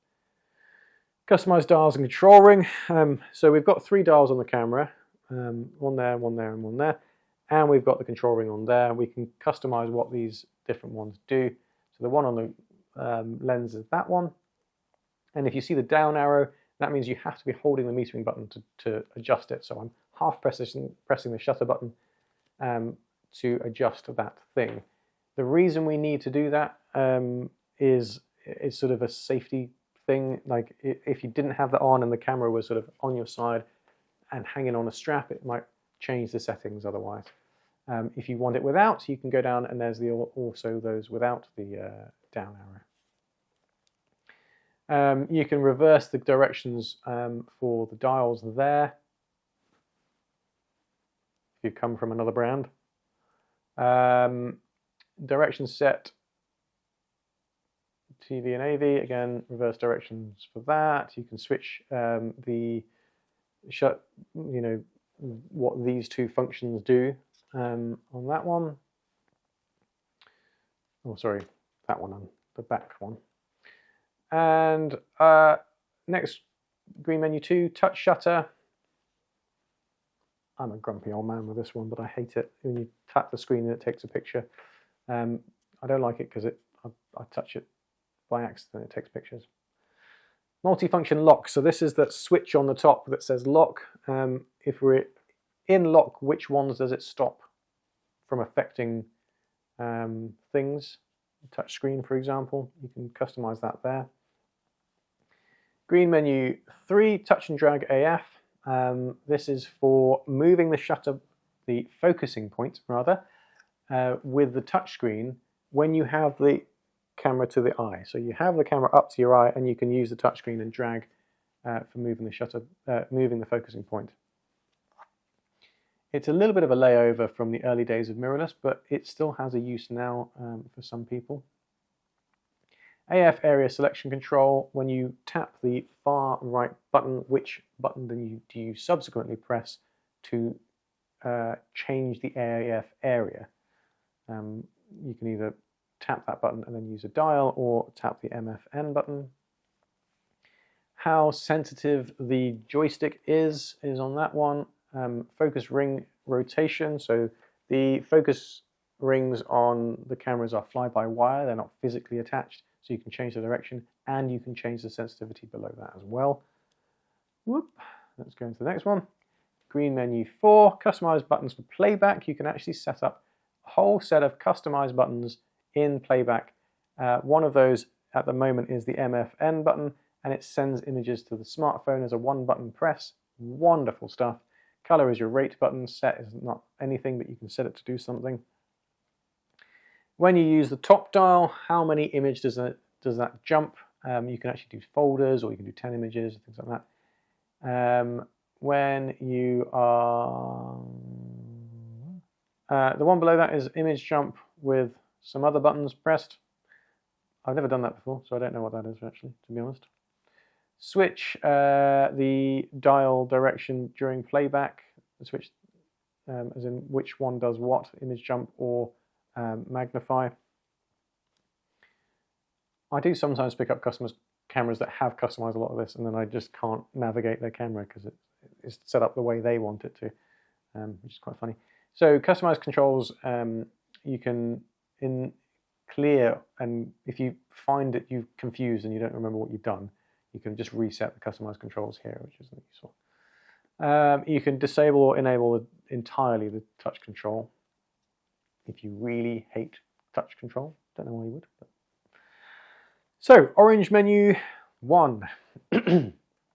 You can adjust the increments of exposure levels from third stops to half stops here if you don't need it so fine. So the next one is speed from metering ISO auto. When you're in any mode, like more of the manual modes, for example, and the ISO is set to automatic, it is changing when you're when you're metering. Does it reset to automatic afterwards, or does it retain what it decided was correct ISO at that point? I don't know why you changed that really. Bracketing auto cancel. I would have this on if you're not doing bracketing regularly. When you have bracketing once, like you need to take an image with bracketing, that's sort of one lower exposure, one medium, and then one high exposure. If you have this off, it will just continually do that, and you'll end up with sort of images that are wrongly exposed later on. You can change the order of that sequence there, and you can set up more bracketed shots as well if you needed to. So safety shift is your basically a safety blanket, if you like, for exposure. If the camera thinks you're way out, it will adjust things to make sure that you're getting something. Same exposure for new aperture. So if you change lenses and it has a different aperture, for example, then this will set the exposure to be the same. In here you can change which metering mode locks after you focus it. Below that you've got set shutter speed range. If you need to limit your shutter speed range, I personally do this when I shoot weddings so that I can't go too slow on my shutter speed, just in case I introduce camera shake. And then I can also limit my aperture range as well there.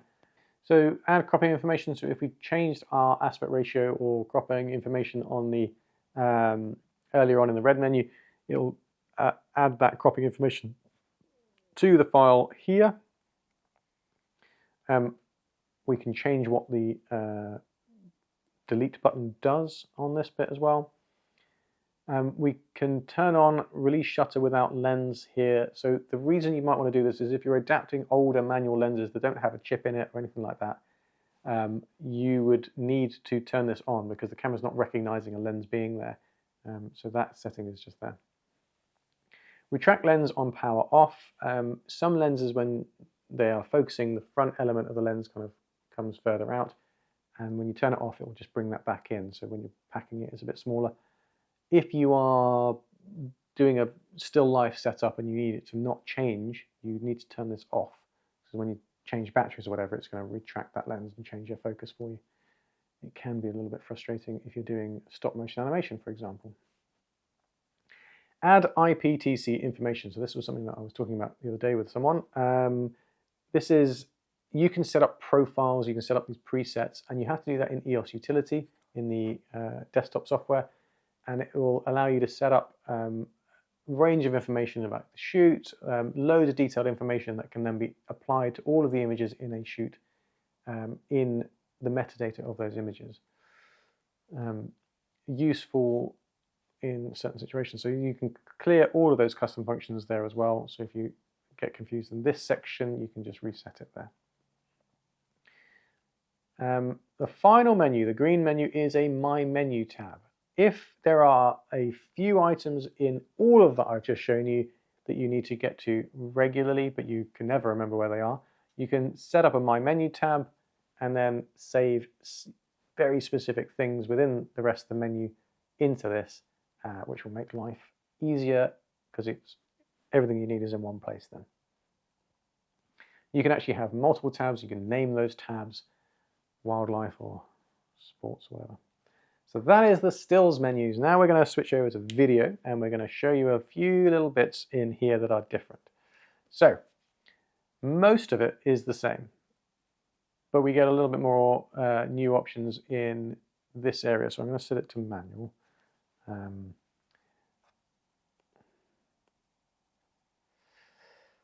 Now, if I want to have a look through here, I've got lots of options for movie record format. In this one I have RAW as well, so I can set raw video, and I can set up open gate. Open gate, as I mentioned earlier, is the full height of the sensor as well as the width. It's not something you would output the video as just like that. You would generally crop it to 16:9 or vertically if you're doing social media profiles. And you can actually set up guidelines for both horizontal and vertical at the same time, which I'll show you in a moment. We're skipping ahead a little bit. So movie record size, we've got raw. If I want to set it up to that, let's just jump out of there. Oops. Let's set that to HEIF, and we can set up different movie record size. So I mentioned 4K-U earlier, and 4K-D here is DCI standard, which is that slightly wider cinematic 4K standard. We can set our frame rate, so we can go up to 100 to even up to 150 frames per second, depending on the size of your footage. So if we went to 4K-U, no, 2K, oh, 2K, we can go up to 150 frames per second. And we've got the option of, in many of these, we've got the option of going down to 24p as well. So different frame rates and different resolutions will give you different options down here as well. And then the final one on the end is the compression, which will generally be on long op. So movie cropping, you can set it to crop in, but it will still give you 4K, which is really clever. And so we can still do 4K-D cropped in, so you get a little bit more flexibility out of lenses. You're still getting the image quality without, it's not sort of digital zoom in the same way. It's just using a smaller part of the sensor to crop in and still give you 4K. Let's disable that. We've also got digital zoom down here, depending on if you're doing 1080p full HD, we can do digital zoom, and we can sort of zoom into the image, still keeping 1080p quality. Useful if you're limited on lenses. All of your audio recording settings are on the next page. You can look at the different settings for the built-in microphones, check your audio status on all 4 channels here. These are mostly the same. The ISO speed settings for video, you can change your maximum ISO, and you've also got that high frequency anti-flicker shooting in the video side as well. So do have a look at that if you are shooting indoors or you've got TV screens in the background. It can really help with that. So here you have AV 1/8 for stop, so you can change your aperture stops to 1/8 rather than 1/3 or a half stop increments for a bit smoother jumps. Below that you have auto slow shutter in video. I think that depends on the mode you're in. I think I'm in manual at the moment, so it won't let me do that. Detect priority auto exposure while AF. This is again is what the exposure is for your subject, which is clever, similar to the stills. Right, so the next one is color mode. Here you have a custom picture option, right? So you can color filter picture styles like we have in the stills, but if you go to CP, which is custom picture, you can set up, press info, and you can change your custom picture. So this is where you're going to find Canon log. Canon log is the option of doing more dynamic range. So the picture is going to look very grey. So if I put it on Canon log 3, for example, and show you what that looks like, it's a very grey, flat image. But that maximizes our dynamic range. We need to grade that image afterwards. So it's a lot more editing and it's a lot more work, but it maximizes your dynamic range. We can press info again and select various different ones. We can add user profile ones as well, so we can you can download or find or create your own. You've got Rec 709 and other different industry standards as well. Lots of options here. I'm going to put that back on normal picture style.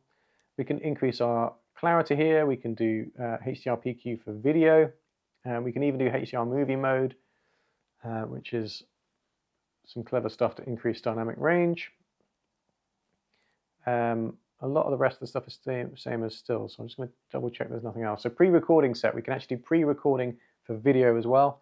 We can turn it on and have 5 seconds of recording time before we hit the record button, which is kind of nuts. So much can happen in 5 seconds. You can set that to 3 seconds as well. Movie self timer. Once you sort of press the record button, how long does it wait before it actually starts recording? Useful if you're doing what I'm doing and recording myself. I don't have to have the clips of me getting up out of my chair every time then. The next one here is time-lapse movie. I can't show you that because I'm connected to the computer via HDMI.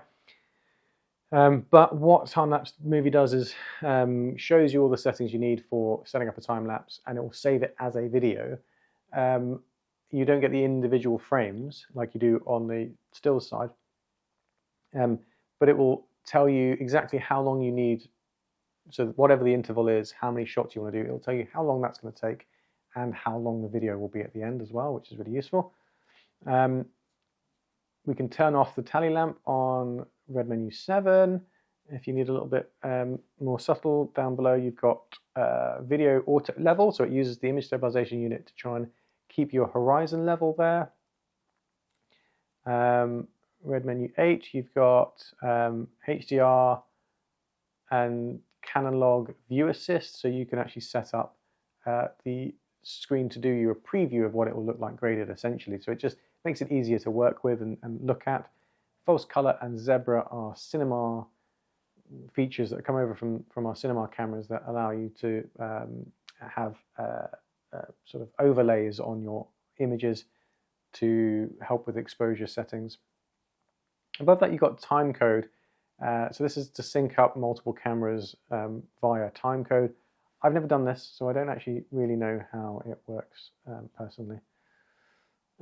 You've also got this new metadata thing, so you can add news metadata. Again, that is a new one that I've never used, so I actually don't know how that one works either. So if you have questions about these two specifically, get onto Canon Live Chat and we will find out for you. Right, the next one, shooting info display. We've talked about that before on the still side. We can customize our quick control screen for video here separately to the other one. And on the red menu 10, we also have the option to change our HDMI display output. So this has been very useful for me here because I needed to show the menus on my computer screen so I could record them.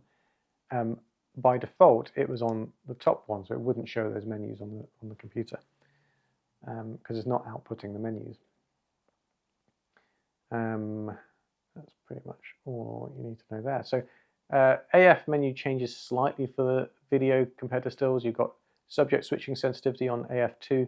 So if we go in here, does it stick to the subject that you're on, or does it flip between multiple if it sees multiple? If you're doing an interview, for example, you want that on as low as possible, really. And movie server AF speed. I adjust this quite regularly, actually, because sometimes I want to just tap on one side of the screen to focus on something, and then I want to tap somewhere else, and I want this nice, smooth pull focus transition. And I find it sometimes too quick for that, so I want to adjust that one. Everything else is pretty similar to the stills. Okay, so one thing I want to show you that is different. Oh no. If you want to be shooting in open gate, shooting info display is a really useful area to go into. So number 9 out of 10 in the red menu, shooting info display. We have slightly different information to show compared to the still side. We can set up aspect marker settings. We can have 2 markers. So we can have one set to 16:9, which is a standard video setup, but we can also have a marker 2, which can be 9:16, for example, for social media sort of vertical content. Now, if I jump out of here, you can see guidelines. So it's showing me 16:9 already anyway because I'm not in OpenGate, but it's then showing me a vertical 9:16. If I go back into this and show you OpenGate on, we have more space above, but